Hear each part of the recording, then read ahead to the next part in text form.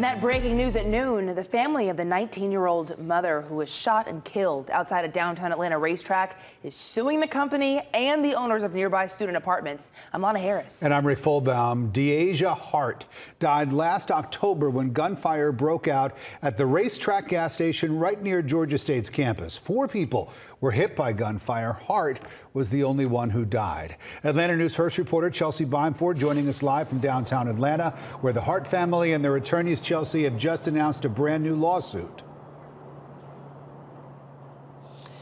Yeah, guys, that complaint states that the Piedmont Road RaceTrac and nearby properties have a documented history of shootings, assaults, and robberies. As recently as last Sunday, we reported on another fatal shooting there. This lawsuit claims that even though RaceTrac had knowledge of the violent crimes on or near its property, they still allowed weekly gatherings and large crowds. The complaint claims RaceTrac and the nearby mix apartments where many GSU students live were negligent. The Hart family is suing both entities. On Tuesday, RaceTrac announced that they were closing that Piedmont Avenue location.